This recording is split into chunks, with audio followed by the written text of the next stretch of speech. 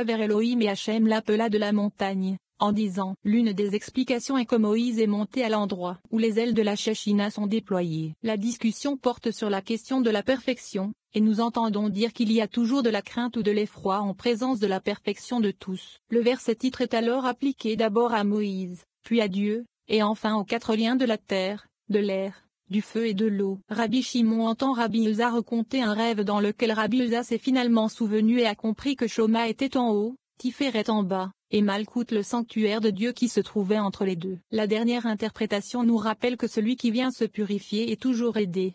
245. Et Moïse monta vers Elohim et Hachem l'appela de la montagne, en disant Shemo 19 2.3. Et Moïse monta vers Elohim, signifie que Moïse monta à l'endroit où les ailes de la Shekhinah sont déployées, comme il est écrit, il inclina aussi les cieux et descendit Tezillim 18 2.9. 246. Nous avons appris que Rabbi Yehuda a dit que tant que les législations du roi suprême restent à leur place, c'est-à-dire qu'elles s'équilibrent entre la droite et la gauche, tous les mondes sont dans la joie et toutes les œuvres sont maintenues correctement, comme il est écrit, l'œuvre d'Hachem est immense. Shemo 34 2.10. Que signifie formidable? Rabbi Elazar dit que c'est la perfection de tout, comme il est écrit, un grand L, un puissant et un terrible Devarim 10h17. Que signifie terrible? C'est Jacob, la colonne centrale, car il est écrit, et Jacob était un homme simple. Bereshit 25 2.27. Point simple, signifie, selon la traduction araméenne, un homme complet, parfait en tout. Ainsi, tous les actes du saint, béni soit-il, sont parfaits dans leur intégralité, et sont parfaitement maintenus. 247. Comme nous l'avons appris, Rabbi Yosi a expliqué qu'un jour, alors qu'il se trouvait devant Rabbi Yehuda Saba, l'aîné, il lui a demandé la signification du verset, et il eut peur et dit, comme ce lieu est redoutable. Bereshit 28 2.17. Qu'est-ce que Jacob a vu qu'il a effrayé et l'a fait appeler épouvantable? Rabbi Yehuda explique qu'il y a vu la perfection de la foi sainte, qui est Malkout, qui était fréquente dans ce lieu comme elle l'est au-dessus, et tout lieu où se trouve sa perfection est appelé redoutable.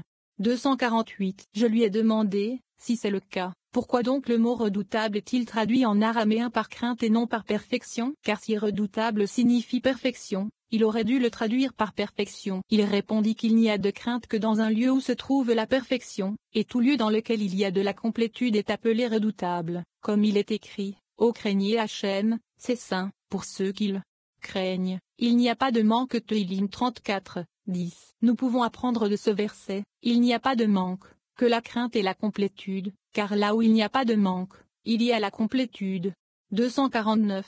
Nous avons étudié, qui est monté au ciel et en est descendu. Michelet 32.4. Rabbi Yosi a dit que c'est Moïse, car il est écrit, et Moïse est monté vers Elohim. Shemo 19 2.3. Qui a rassemblé le vent dans ses poings. Michelet 32.4. C'est Aaron, comme il est écrit, et ses mains pleines d'encens doux ont été battues petit à petit. Vayikra 16h12. Qui a lié les eaux dans un vêtement. C'est Eliahu, comme il est écrit, il n'y aura ni rosée ni pluie ces années-ci, mais selon ma parole. Melachim 17. Qui a établi toutes les extrémités de la terre. C'est Abraham, dont il est écrit, telles sont les générations du ciel et de la terre lorsqu'ils ont été créés. Bibaram. Bereshit 2, 4. Ne prononcez pas Bibaram, mais Bibraham, lit. Par Abraham, orthographié avec les mêmes lettres. 250. Il a enseigné cela, et a dit, qui est monté au ciel? Le Saint, béni soit-il, dont il est écrit, Elohim est monté avec un cri. Teilim 47 2.6. Qui a rassemblé le vent dans ses poings. Le Saint, béni soit-il, dont il est écrit, dans les mains duquel se trouve l'âme de tout être vivant. Iov 12 2.9.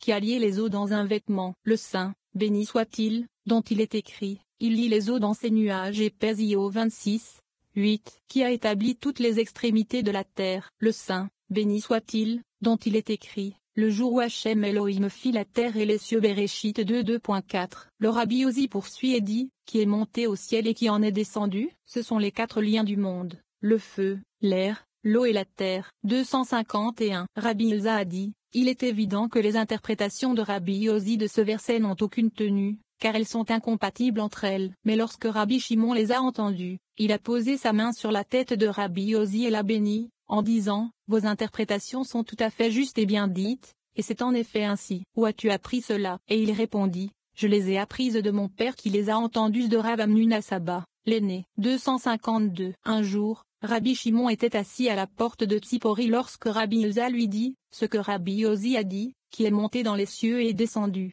Il l'a appliqué une fois à Moïse puis aux saints, béni soit-il, et enfin il a dit que ce sont les 4 liens, le feu, l'air, l'eau et la terre, et j'ai vu que mon maître l'a béni. 253. Rabbi Shimon répondit, assurément, ce qu'il a dit est bien dit, et il en est ainsi. Tous sont les mêmes, et toutes les choses s'appliquent aux saints, béni soit-il, et toutes reviennent au même. Rabbi Elsa s'est enthousiasmé pour les paroles de Rabbi Shimon et il a dit, c'est en effet le cas, et à une autre occasion, j'ai appris de mon maître l'explication du verset, voici les générations des cieux et de la terre quand ils ont été créés.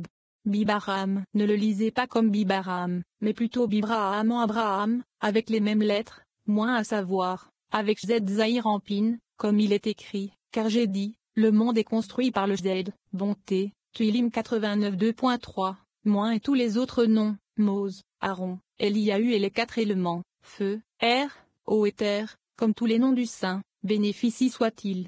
254. Ceci est bien dit, mais quel est le sens de la dernière partie du verset qui dit, quel est son nom et quel est le nom de son fils pour que vous le sachiez Michelet 32.4. Je peux comprendre quel est son nom, mais qu'en est-il du nom de son fils? Rabbi Shimon a répondu, j'ai déjà enseigné le secret de ce verset à mon fils Rabbi Elazar. Il lui a dit, s'il te plaît, dis-moi maître, car je t'ai demandé en rêve à ce sujet et j'ai oublié la réponse. Il répondit, maintenant, si je te le dis, t'en souviendras-tu? Rabbi Elazar répondit, assurément, car je me souviens de ce que mon maître m'enseigne le jour. 255. Il a dit, son secret est lié au verset, Israël est mon fils, mon premier-né Shemo 4, 22, et Israël, en qui je serai glorifié Yeshaïa 49, 3. Et c'est dans le secret céleste de ce verset qu'Israël signifie Tiferet et est appelé son fils. Rabbi Elsa répondit, sois assuré, mon maître, que je connais ce secret. Mais Rabbi Elsa ne se souvenait pas de ce qu'on lui avait dit dans son rêve, et, bouleversé, il rentra chez lui et se coucha. Puis il fit un rêve dans lequel on lui montrait un livre de Haggadah dans lequel il était écrit, Shoma et Tiferet sont dans son sanctuaire. 256. Lorsqu'il se réveilla, il alla voir Rabbi Shimon et lui baisa les mains en disant, c'est ainsi qu'on m'a montré en rêve, et une autre fois j'ai vu en rêve un livre de Haggadah où il était écrit, Shoma et Tiferet dans son sanctuaire, Shoma en haut, Tiferet en bas, et son sanctuaire, qui est Malkout, par eux. C'est ce que j'ai vu une fois dans mon rêve, et ces mots étaient sur mes lèvres. Alors Rabbi Shimon lui dit, jusqu'à présent, tu étais trop jeune pour être compté parmi les moissonneurs des champs, c'est-à-dire ceux qui connaissent les secrets, mais maintenant tout a été montré. Et c'est là le sens du verset, quel est son nom et quel est le nom de son fils que vous devez connaître. Shoma et son nom est Tiferet et le nom de son fils. Car Shoma et Bina sont Abba et Ima de Tiferet, comme on le sait. 257. Et Moïse est monté vers Elohim. Heureuse est la part de Moïse d'être digne de cet honneur dont témoigne la Torah elle-même. Venez et voyez la différence entre Moïse et tous les autres hommes du monde. Quand les autres hommes s'élèvent, ils s'élèvent dans la richesse ou ils s'élèvent à la grandeur ou à la royauté, mais de Moïse il est écrit, et Moïse est monté vers Elohim. Béni soit son partage. 258. Rabbi Ozi a dit, de ce verset, les amis ont déduit que celui qui vient se purifier est assisté, car il est écrit, et Moïse monta vers Elohim, et ensuite il est écrit, et Hachem l'appela. Ainsi, celui qui désire s'approcher est rapproché. 15. Tu diras ainsi à la maison de Jacob. Nous lisons ici le bonheur de ceux qui sont choisis par Dieu pour s'approcher de lui. Ceux qui résident en terre sainte ont la présence de Dieu car la Shekhinah y réside toujours. Dans Hachem l'appela du haut de la montagne en disant, tu diras cela à la maison de Jacob. Hachem veut révéler la sagesse aux enfants d'Israël et leur dire la vérité sur ce qu'il a fait pour eux. Nous lisons comment Rabbi Ozi et Rabbi Shia tombent sur un homme qui a la sagesse des herbes, et qui les guérit avec une de ces herbes d'un mal qu'ils ne savaient même pas qu'ils avaient. Il leur montre le danger et le pouvoir de son herbe, et ils regardent celle-ci tuer le serpent. Nous apprenons ainsi l'immense pouvoir inhérent à tout ce que Dieu a créé pour qu'il pousse sur la terre.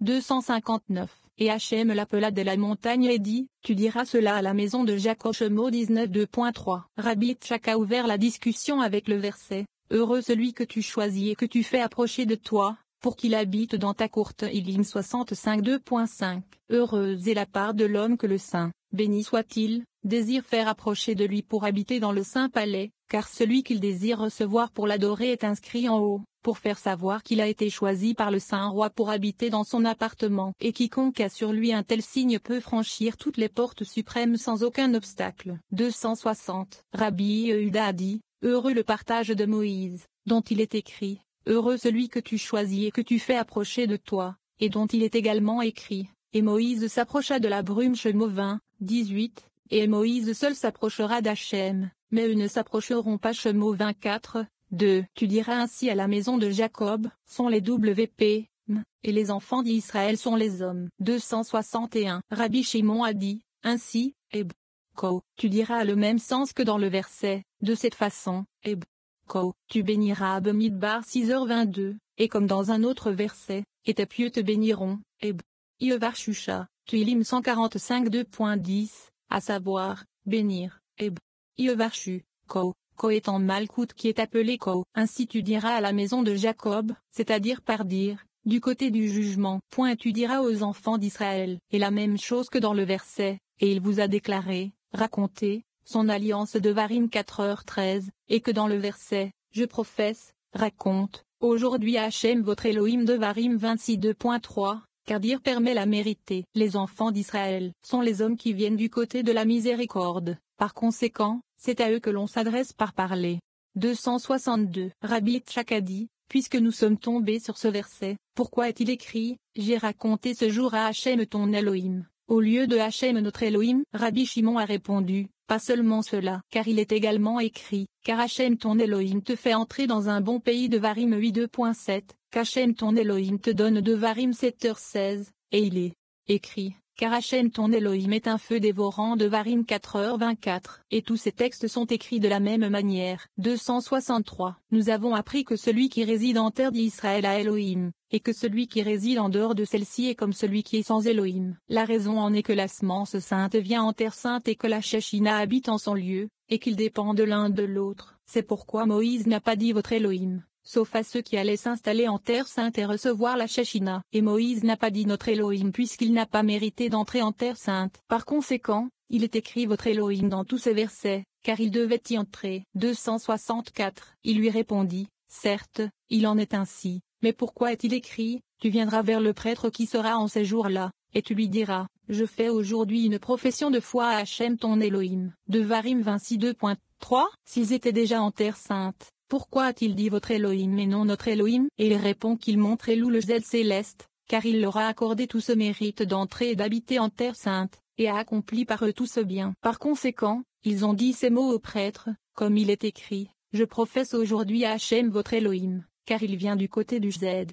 265. Vous direz ainsi à la maison de Jacob, c'est-à-dire à l'endroit qui convient à leur grade, et vous direz aux enfants d'Israël, c'est-à-dire à l'endroit qui convient à leur grade, car Jacob et Israël sont deux grades. Jacob est le niveau des 6 fins et Israël est le niveau des 3 premiers séphirotes, et tous deux ne forment qu'un seul grade, qui est Zahir Ampin, mais Israël est appelé la complétude de tout. Par conséquent, il est écrit, et dit aux enfants d'Israël, c'est-à-dire leur révéler la sagesse et leur dire dans l'esprit de la sagesse la grâce et la vérité de ce que le Saint, béni soit-il, a fait pour eux, car dire conduit au Shema, comme il est écrit.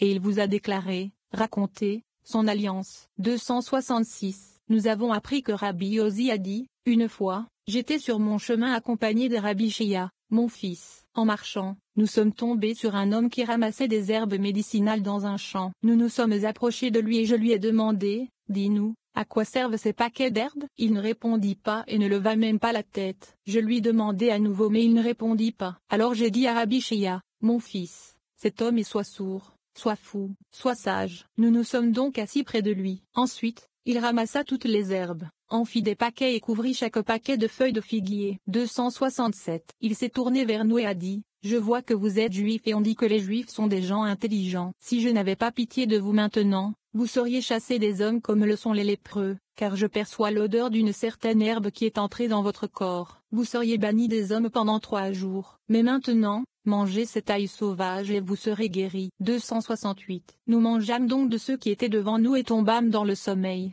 et nous fûmes longtemps baignés de transpiration. Lorsque nous nous réveillâmes, cet homme dit, maintenant votre Elohim est avec vous, car vous m'avez trouvé et la guérison de vos corps s'accomplit par moi. 269. Pendant que nous avancions, il nous dit, chaque personne doit converser avec son semblable selon sa manière, c'est-à-dire, à une femme selon sa manière, et à un homme selon sa manière, et à un homme parmi les hommes selon sa manière. J'ai été frappé par cette remarque et j'ai dit à Rabbi Shia, mon fils, Cela s'accorde avec le verset, tu diras cela à la maison de Jacob et tu le diras aux enfants d'Israël. 270. L'homme nous